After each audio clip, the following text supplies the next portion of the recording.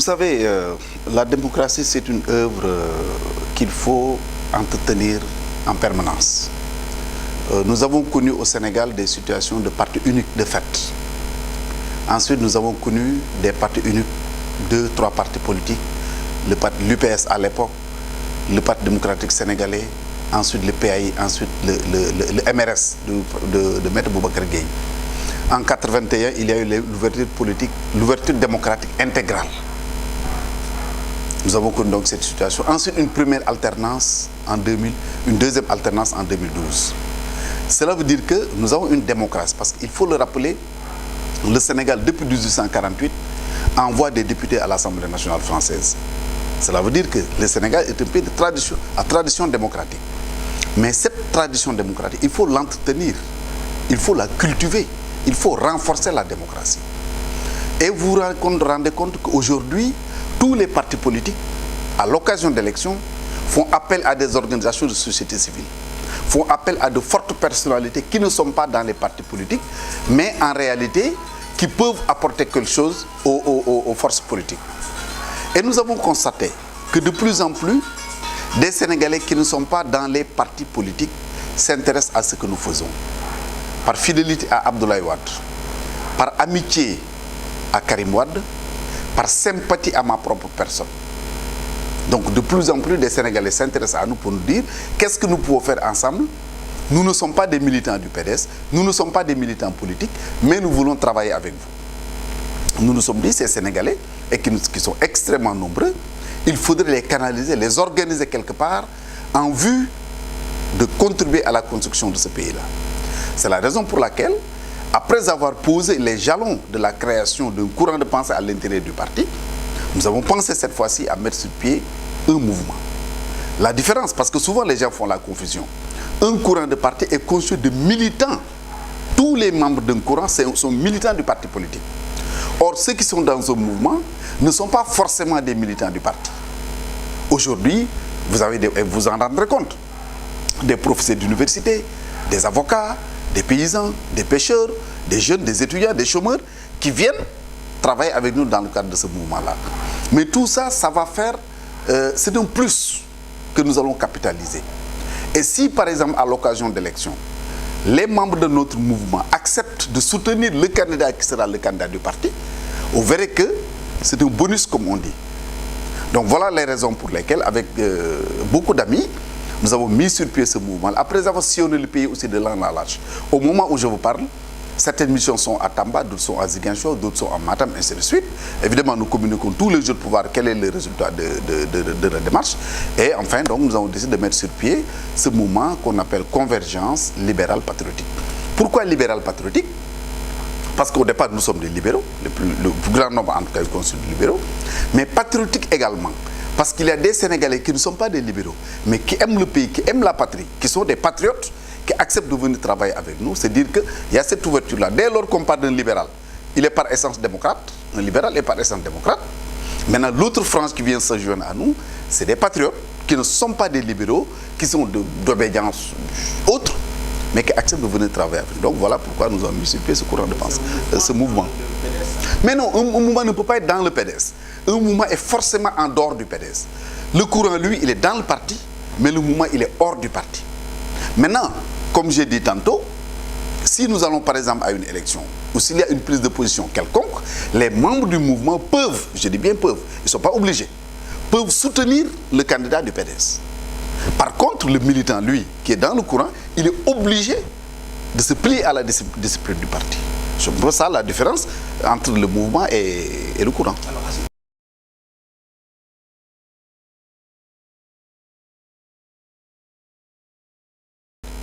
Moi, en tant que militant, je suis tenu de respecter la discipline de parti. Ça, c'est clair. Je suis un militant du Parti démocratique sénégalais. Tout ce que j'ai fait, je le dis, je le répète, est fondé sur ma fidélité à Abdoulaye Wade en tant que personne, à la ligne qu'il a toujours définie, à son projet de société, à son bilan et aux perspectives qu'il avait toujours dégagées. Tout ce que j'ai fait tourne autour de ces actes-là. Maintenant, il peut y arriver que, par exemple, comme vous avez dit à l'occasion d'une élection, bon, au niveau du mouvement, les gens nous disent, mais nous ne voulons pas soutenir ce candidat. Si c'est notre candidat, nous cherchons à les convaincre. Peut-être nous y arriverons. Si nous n'arrivons pas à le faire, bon, chacun verra ce qu'il pourra faire. Donc, nous venons juste de lancer le mouvement. Ce qu'il faut savoir, c'est que notre première cible aujourd'hui, ou j'allais dire notre premier partenaire, c'est Youssou Ndour, avec son mouvement Fekke Ñu Ci Boole. Fekke Ma Ci Boole, c'est bien ça. S'il y a quelqu'un avec qui nous avons discuté, avec qui nous avons vraiment des plages de convergence, c'est lui. Donc au départ, vraiment nous comptons travailler avec lui dans le cadre de ce mouvement-là. Maintenant, après, on verra, mais pour l'heure, c'est, disons, la perspective que nous avons dégagée. J'ai dit tantôt que la démocratie a besoin d'être entretenue. Il ne faut jamais dormir sur ses lauriers. Il y a de cela quelques années, et je le reproche d'ailleurs à certains de nos amis au Sénégal, prenez pour référence le Mali. Même quand on parle du Sénégal, ils nous disaient le Mali est plus démocratique que nous. Je n'ai jamais été d'accord avec cette thèse d'ailleurs. Mais vous avez vu ce qui s'est passé par la suite au Mali. Le pays a explosé. Cela veut dire tout simplement que ce n'est pas parce que nous sommes en démocratie, en vraie démocratie, qu'il faille dormir sur nos lauriers. Non. Deuxièmement, notre pays est entouré de pays, je me répète, qui ont tous connu ou qui connaissent encore des difficultés énormes au plan politique, au plan de la stabilité.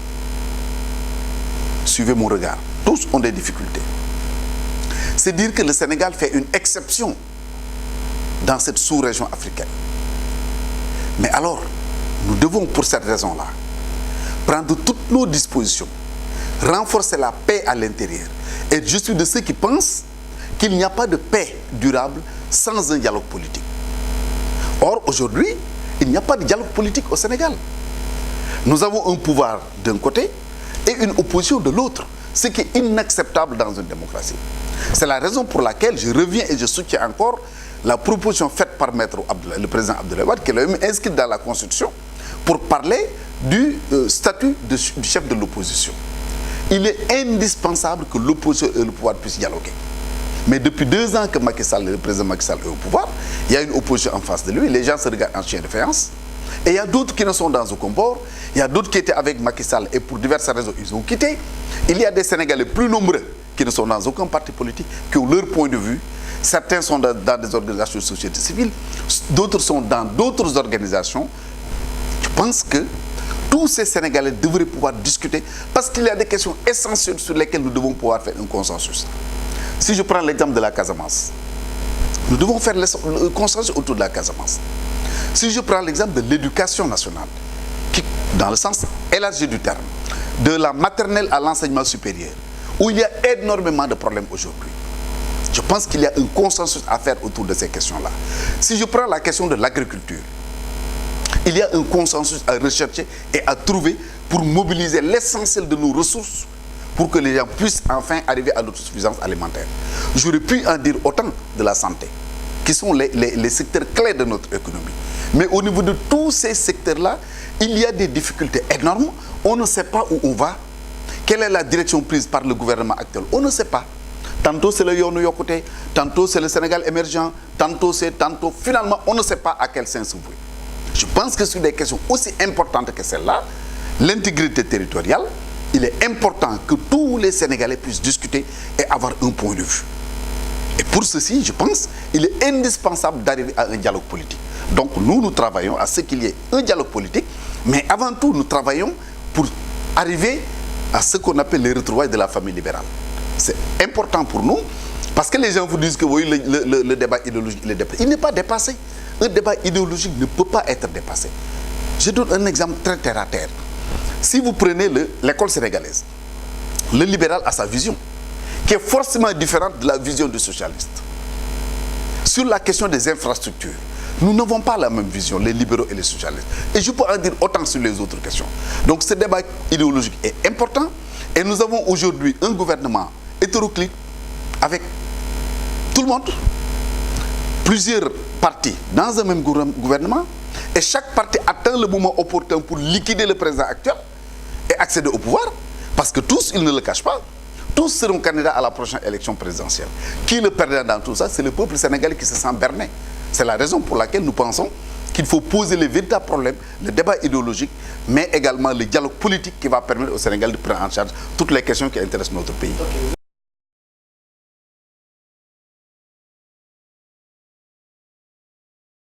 Vous savez, sur le code électoral, je le sais, il y a déjà des problèmes qui se posent. Rien que ce qu'on appelle l'acte 3 de la décentralisation, sous certains aspects, pose problème. Vous savez que certaines personnes appellent l'acte 3 de la décentralisation le MIC. Vous savez ce qu'ils appellent MIC? Malik, en faisant allusion à Malik Gakou. Idi, en faisant allusion à Idriss Seck. K, en faisant allusion à Khalifa Sall. Pourquoi? Parce que pour ces personnes-là, tout au moins une partie de l'acte 3 de la décentralisation vise à éliminer des adversaires gênants, après avoir mis un des adversaires en prison, à l'occurrence Karim Wade.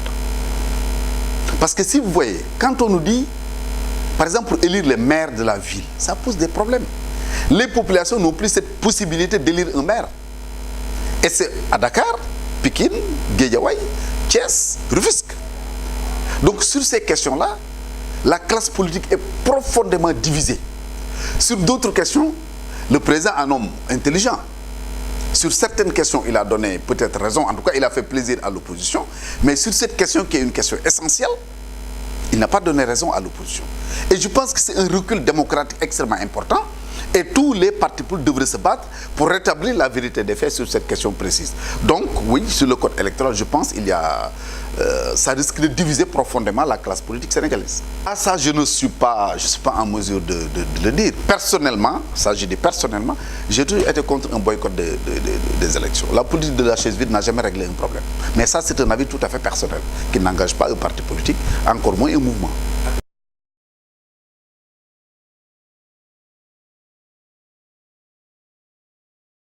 Mais je viens de le quitter il y a juste 1 heure.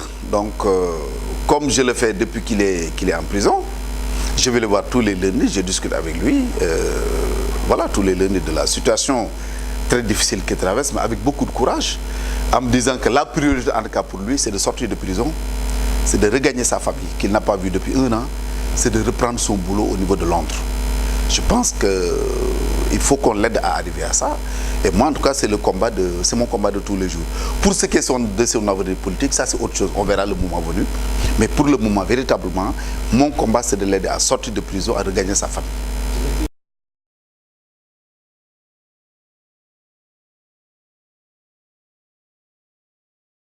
Au quotidien, il se porte comme un charme. Il a son cabinet qu'il fait fonctionner, il reçoit ses amis, il fait des déplacements, il pense beaucoup au pays, il travaille beaucoup, toujours disposé d'ailleurs à aider le Sénégal, et c'est ça qui est remarquable. Toujours disposé à aider, à vraiment insuffler du sang neuf, à faire tout ce qui est possible pour le développement de ce pays-là. Vraiment, c'est quelqu'un qui est tout à fait disposé, et de ce point de vue-là, c'est un homme merveilleux.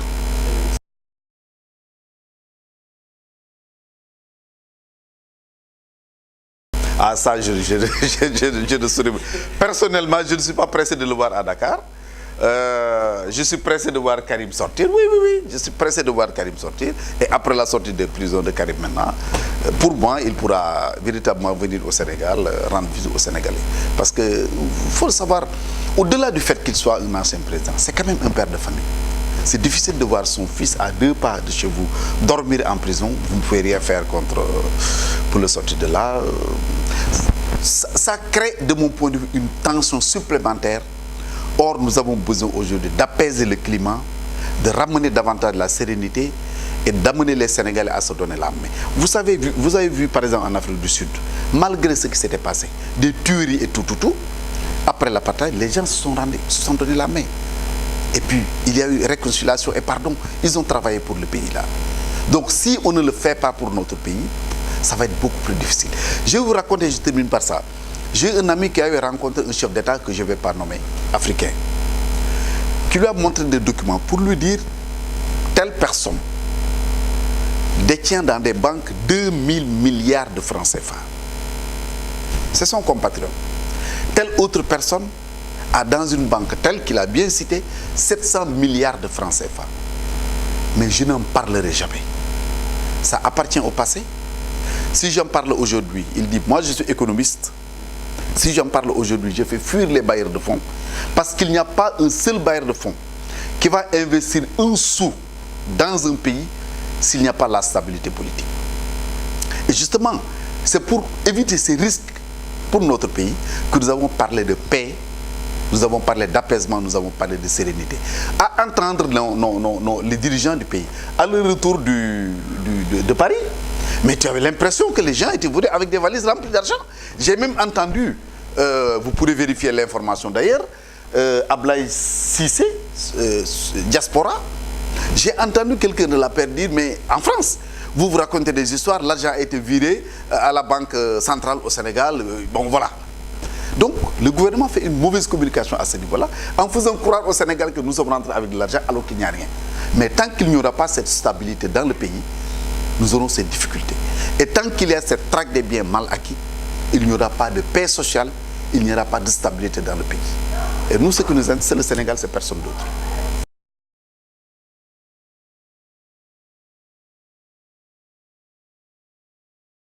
Vous savez, il est sénégalais. Il peut servir son pays si on le lui demande. Aujourd'hui, le pays a un maître qui s'appelle El Hadji Macky Sall. Lui, il ne peut pas se lever comme ça et dire, bon, je vais venir servir mon pays. Karim est un banquier. Au moment où on le convoquait, il était déjà en poste à Londres. S'il sort de prison, il regagne son poste. Ça, c'est clair.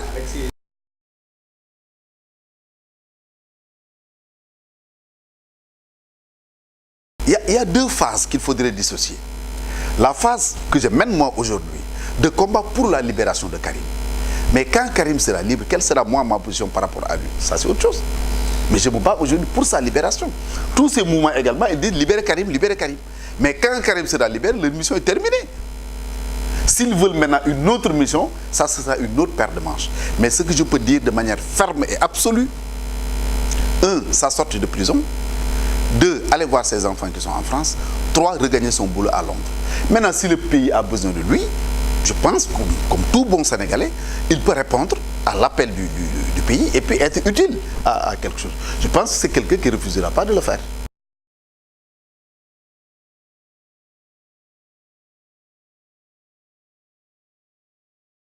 Ça peut être une conséquence. Ça peut être une conséquence. Mais en tout cas, sa priorité, c'est ça. Parce que quand même, il faut qu'il aille travailler. Au moment où on l'arrêtait, il y a des banques qui étaient en train de se construire en holding qu'il devait diriger. Il était dans ça, lui. C'est pourquoi je disais d'ailleurs à un ami du président Macky Sall, ou je l'ai dit au président Macky Sall lui-même, que c'est lui qui est en train de créer une opposition au Sénégal. Parce que des gens qui étaient sur autre chose, qui avaient d'autres projets, bon, ils sont maintenus au Sénégal, ils sont traqués, mais ils sont obligés d'aller ensemble, de s'unir et de se battre contre Macky Sall. Or, qui est aujourd'hui le partenaire potentiel de Macky Sall, si ce n'est le PDS? Il n'y a personne d'autre.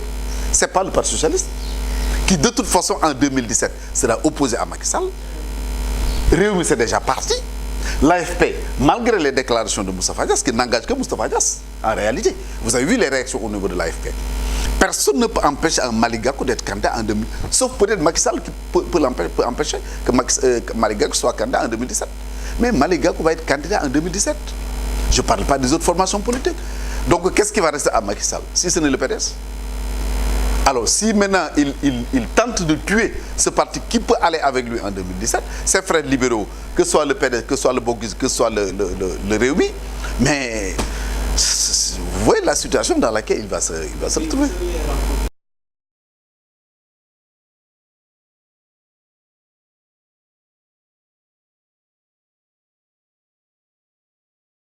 Je les rencontre, nous avons longuement discuté de la situation du pays, de ce que nous pouvons faire ensemble pour faire avancer le pays.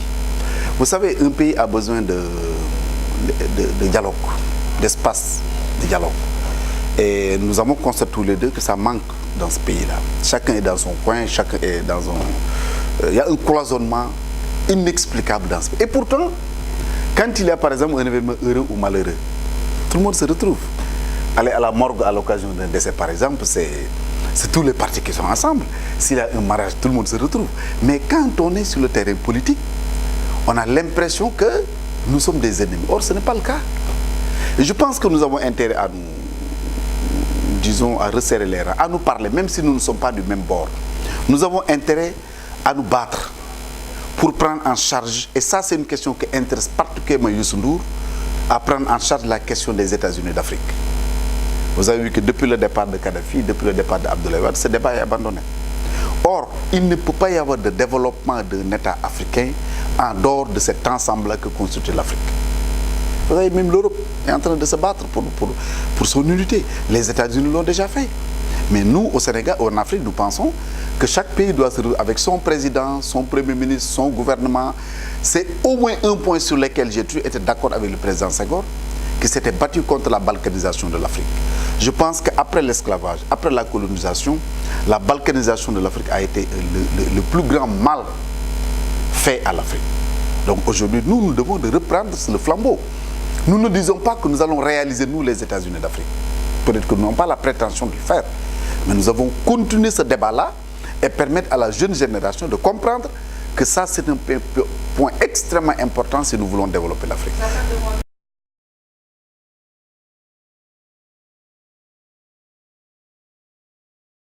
C'est un mouvement qui soutient le parti au pouvoir. Nous aussi, nous avons un mouvement. Mais je pense que l'essentiel, ce n'est pas de dire nous soutenons ou nous ne soutenons pas. L'essentiel, c'est d'avoir des points importants sur lesquels nous sommes d'accord. Il faut un dialogue politique dans ce pays-là. Il faut la sérénité dans ce pays-là. Il faut lutter pour arriver aux États-Unis d'Afrique. Je pense que c'est des questions essentielles sur lesquelles nous sommes d'accord, Youssou et moi, et nous travaillons dans cette direction. Et les jours qui viennent, nous allons organiser une manifestation commune pour lancer justement ce grand rassemblement-là et appeler tous les Sénégalais, qu'ils soient dans des partis politiques ou non, à venir nous rejoindre dans ce combat-là. Et vous verrez ce jour-là que les choses vont vraiment bouger.